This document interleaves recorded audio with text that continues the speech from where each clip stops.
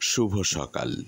আজ বুধবার ৮ই শ্রাবণ ১৪৩২ বঙ্গাব্দ বর্ষাকাল, ২৩শে জুলাই ২০২৫ খ্রিস্টাব্দ, ২৭শে মহররম ১৪৪৭ হিজরি।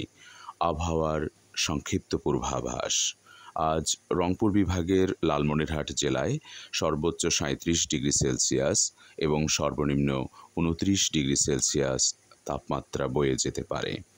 লালমনিরহাট জেলায় আজ সূর্য উঠেছে ভোর ৫টা বেজে ২৪ মিনিটে এবং সূর্য অস্ত যাবে সন্ধে ৬টা বেজে ৫৪ মিনিটে। আজ ২৩শে জুলাই বুধবার। নানা উল্লেখযোগ্য ঘটনার দিক থেকে ইতিহাসে এই দিনটি খুবই গুরুত্বপূর্ণ ও স্মরণীয়। আসুন এক নজরে দেখে নেওয়া যাক ইতিহাসের এই দিনে ঘটে যাওয়া উল্লেখযোগ্য কিছু ঘটনা।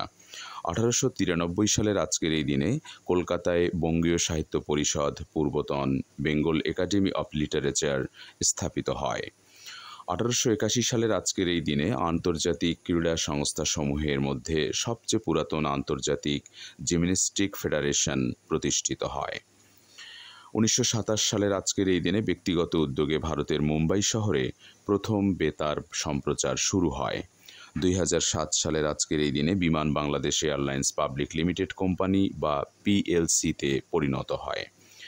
২১শে পদকপ্রাপ্ত গণসঙ্গীত শিল্পী, স্বাধীন বাংলা বেতার কেন্দ্রের শব্দ সৈনিক, বীর মুক্তিযোদ্ধা ফকির আলমগীর ২০২১ সালের আজকের এই দিনে মৃত্যুবরণ করেন।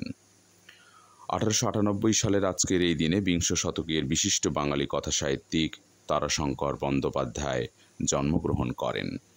বিশ্বের খ্যাতিমান ব্যক্তির সাথে আজকে আপনাদের যাদের জন্মদিন, UBTVর পক্ষ থেকে জানাই জন্মদিনের অনেক অনেক শুভেচ্ছা।